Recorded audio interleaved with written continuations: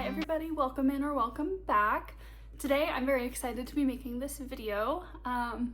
So I got into my very first farmer's market ever. Yeah, very exciting. So my first market has already happened. It happened, oh my god, was it last weekend? Yes, it happened last weekend. For reference, today is Wednesday. It happened on Saturday, not that long ago. Feels like it was long ago though. But yeah, it was awesome. So I thought I would kind of talk about that, kind of talk about what I made, what I brought, show some footage of my booth and a couple of things that I brought. But yeah, I've been kind of contemplating going to a market for a while. It's been kind of like hit or miss. Like sometimes I'll be like, yeah, I really want to do this. And other times I'm like, I don't know if I can commit to that right now. But I finally was like, nope, I'm gonna do it. We're gonna see what happens. Worst thing that can happen is I go, I don't sell anything, I don't like it. At the end of the day, it's not horrible. So I decided to take the risk and do it. I applied, got in, which was very exciting. I also wasn't sure about how this market was going to be. There are two markets in my city. The big one I've applied to before.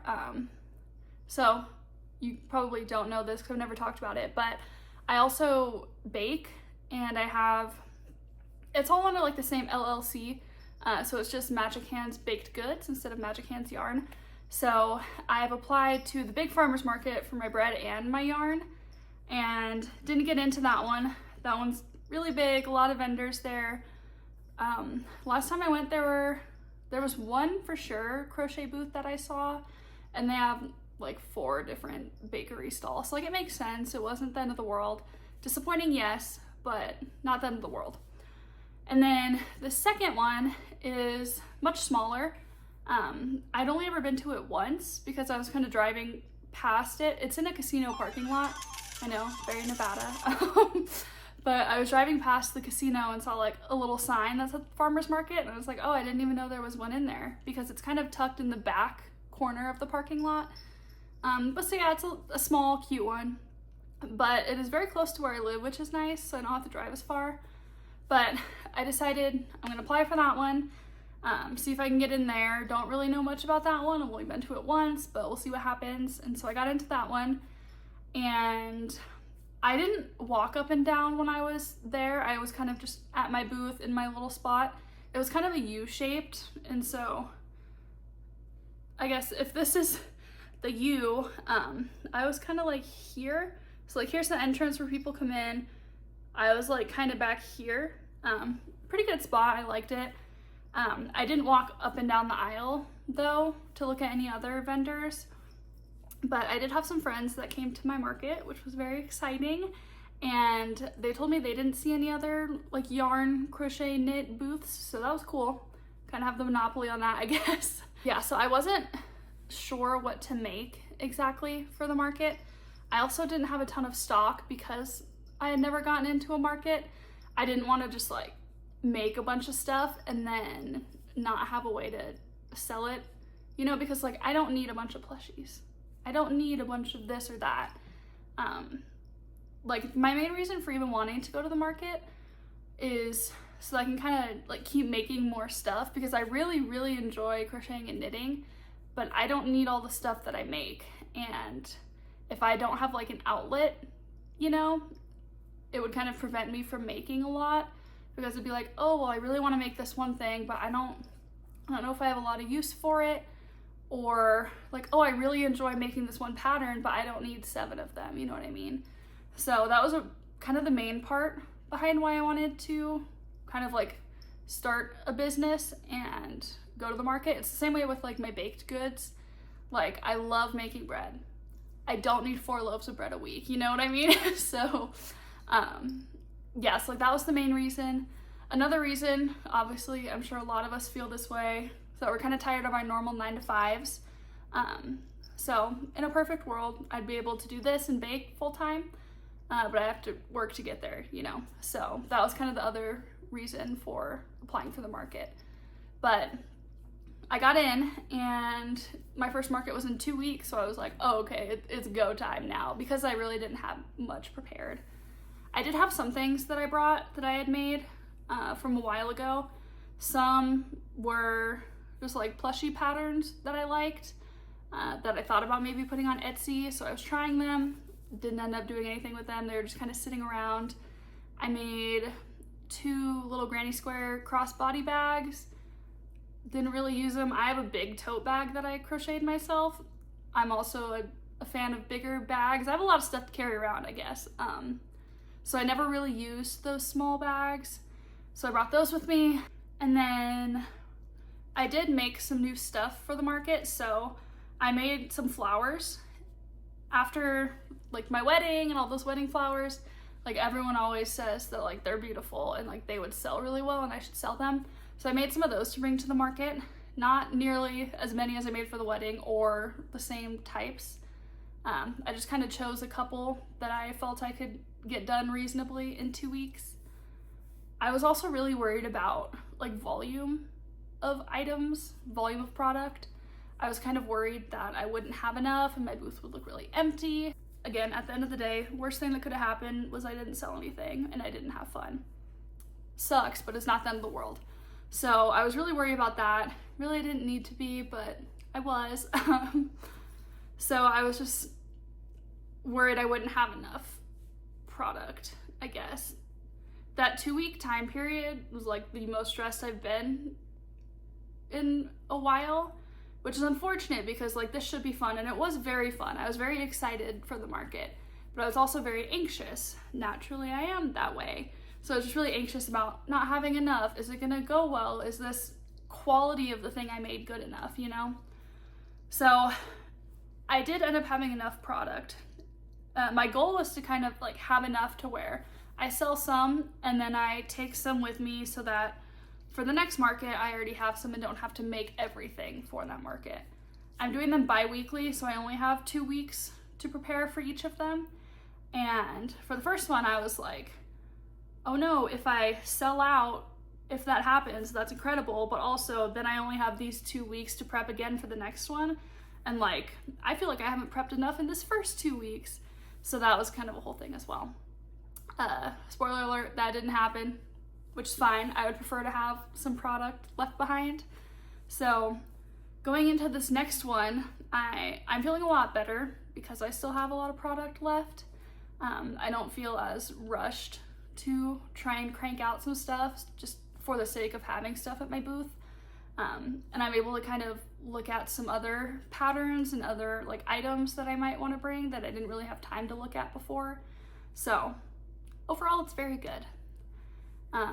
I had a little bargain bin section which did very well, and the bargain bin was either a lot of it was plushies, so there were some like little tiny plushies because I made some mystery boxes and they needed little plushies to fit in them. So several of them were just different plushie patterns I tried, didn't really like, and I was like, I don't need 4 frog plushies just sitting on my coffee table, you know? So I brought those. There were some larger plushies that just kind of weren't up to my standards. Some of them were just like kind of a little wonky. And then there were a couple things that I made when I first started crocheting that just weren't made super well because I was still learning. So I put those in a bargain bin and made them really cheap, just kind of like, excuse you, made them really cheap, just kind of see if I could do something with them that was better than just having them tucked away in my apartment somewhere. And those did really well. So I'm kind of thinking about how I want to do the bargain bin, because like now that I've sold all of that, there's like 2 things left. I don't really have much of the same category of items to put there. So maybe it will just continue to be where I put like little pattern tests, items that come out of pattern testing. So we'll see. I'm not quite sure about that. I also wanted to make sure I wasn't pricing my work too low for the sake of like selling things. You know, like if something's cheaper, someone might be more inclined to buy it, but I wanted to make sure I wasn't selling myself short in that regard. So I worked with my husband and we kind of talked about pricing and like, oh, how long did this take? Most of the yarn I used, I didn't buy. I bought some for like the small plushies, but the rest I just had enough yarn for.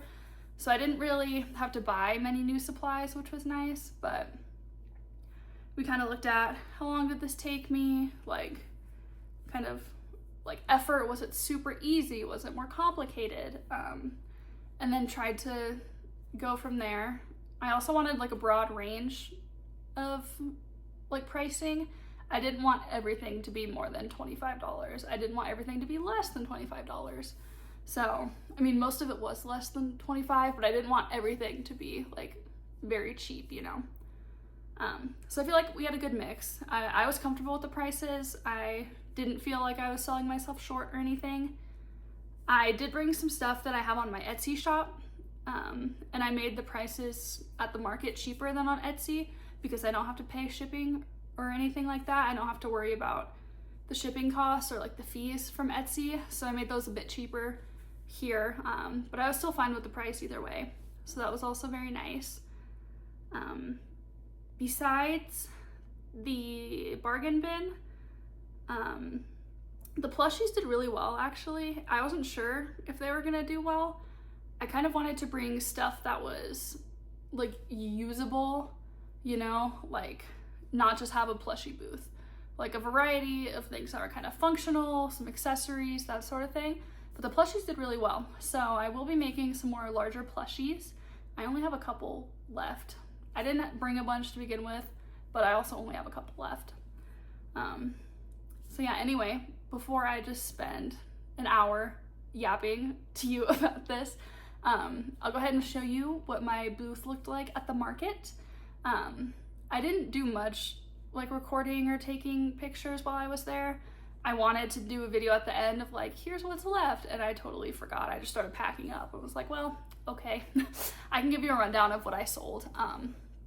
But yeah, I'll give you a little glimpse of that. I also did a mock booth. My husband and I set it up so that way I kind of knew where to put things. So on the day of, I wasn't like trying to figure out exactly how I wanted things, you know. I had an hour to set up, so I didn't really have time to decide where to put things. I just needed to unload. So I can show you the mock booth as well. It looks pretty much the same. It was actually really easy to make. I kind of got it first try and only made a couple tweaks. So yeah, I'll walk you through the mock booth, the real booth, and then I can kind of give you a breakdown of what sold. Here is my mock booth setup. I made these mystery box plushies. There are 3 of each of those little animals. Then we have the bargain bin, which I talked about. All of my flowers. I didn't make a ton of flowers for this. I wasn't sure how they'd sell, but I have those there. And then I have these claw clips, which I was very excited about. Then I have my flower bookmarks. There's a couple of towel holders in the background, a couple crossbody bags I made a while ago, some Stanley koozies, some keychains, and some plushies. And here we are at the market. You can see it's basically the same setup as the mock booth I made. Along with actually selling a lot of my work, I was able to give out a ton of business cards. Sometimes people would be like, oh, like this cat plushie's so cute. I wish it was black. I wish it was orange, whatever. And I was like, oh, here's my card. I do custom orders. Like very casually, just like, oh, here you go. Like contact me if you really want a custom one, you know? So I gave out a lot of business cards. I had 2 really fun ladies ask me if I did classes, like if I taught classes. And I never have before, but I think that'd be really fun, and it was something I was definitely open to. So I was like, yep, here's my card. Let's talk about it if you're serious. I also had a lady ask me if I do blanket repairs. Again, I've never done a blanket repair. I haven't made too many blankets, but gave her my card and was like, yep, like I'm more than happy to take a look at it and see if it's something I can do. I haven't done it before, like full transparency, haven't done one before, but I am happy to take a look at it and see if it's something I can help you with. So yeah, I gave out a lot of cards that way, which was really nice. But yeah, everyone was super nice, super friendly. Even if they didn't purchase anything, they would come up, they would look. People did touch everything, which I kind of assumed would happen. Like I fully understand. I'll go to a store and just like feel the fabric of like the shirt or whatever. So like I fully get that. I'm not mad about that. I knew that was gonna happen.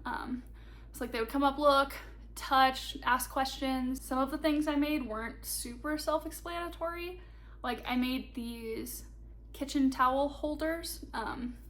There's a picture. I made these and a couple people were like, oh, like what is that? So I would describe it and then they'd be like, oh, okay, like that makes perfect sense. Just hard to display. I also had some questions about the mushroom chapstick holders that I made. Again, once I kind of demoed it, made sense. People were like, oh, that's really cute, good idea. I did have one little kid, she kept trying to steal stuff from the booth.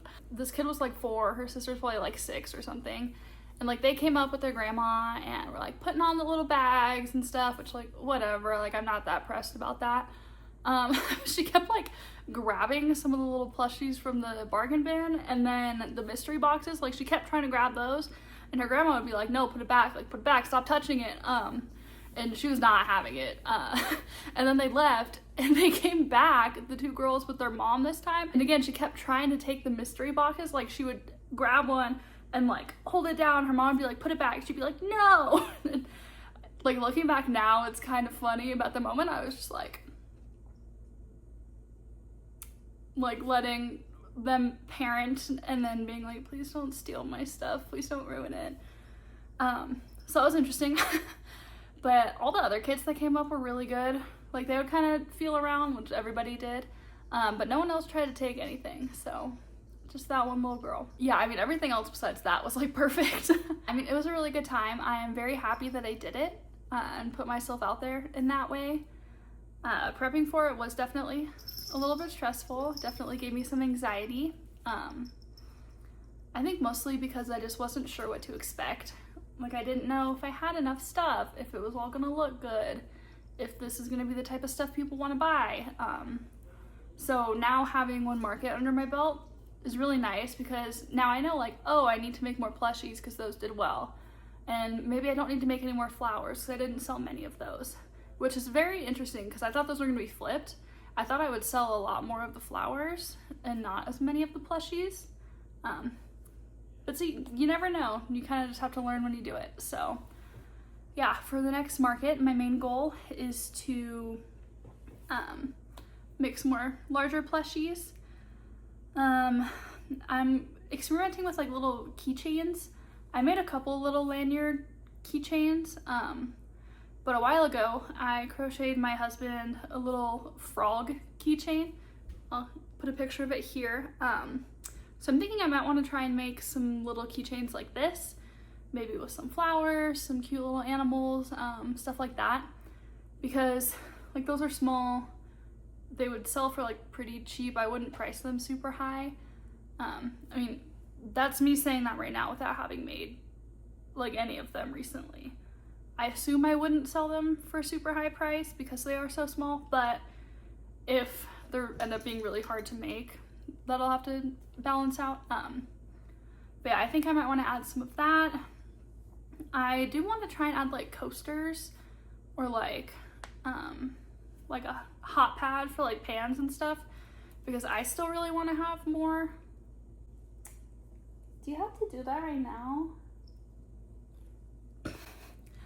Because I still want to have some more like usable things. I don't want to just be a plushie booth, and that's personal preference.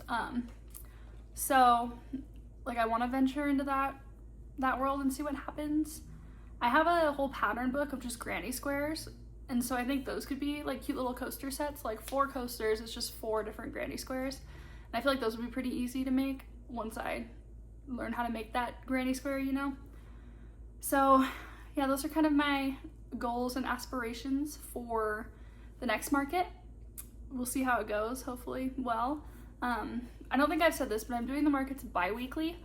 So not every week because like one, I was like, I don't know if I have enough time in case I sell a lot, you know? Like I don't know if I have enough time to make up enough product to sell. And then second, with like the fees for the booth and stuff, like money-wise, it might not pan out. Like I might be, like I haven't like made any money yet technically because of all the funds I put into prepping for it. But I was worried that if I go every week and pay the booth fee and sell like $10 of items, that's not really, like that doesn't even out, you know? So I didn't want to be like losing money, you know, by being there. So I think bi-weekly was perfect because then I can also still have time to make things that aren't just for the market, because I've started to have that worry where I'm like, oh, here's a bunch of stuff that I want to make, but like I really want the market to work out. I want to see if I can like kind of bring that off the ground a bit, and if anything, just direct people to my Etsy or my email and be like, if you want something special, let me know. Like, I will happily do it for you. I don't want to just be crocheting things for the market and not anything for myself or anything that I want to make, because I don't want to burn out. So I think bi-weekly was definitely the right move for me. And then I can still have like some Saturday mornings, you know, I don't have to like do market every Saturday. I can just do it bi-weekly and still have a semblance of like just chill rot weekend if I need it. If you've ever been to a market, or if you have any market experience, if you've been selling at a market, if you've bought some stuff from a crochet vendor at a market, definitely let me know. I'm very interested to hear if anybody has any like tips, feedback, horror stories, amazing stories, all of that. I would love to hear if you have any. So I will keep you posted on how the markets go. They go until September, I believe, and it is June, so got a long market season ahead of us. But yeah, really happy I did it.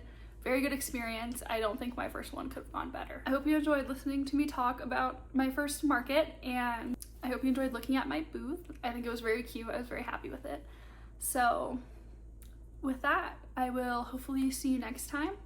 And I hope you have a great rest of your day, night, wherever you are, whenever you're watching this. Bye.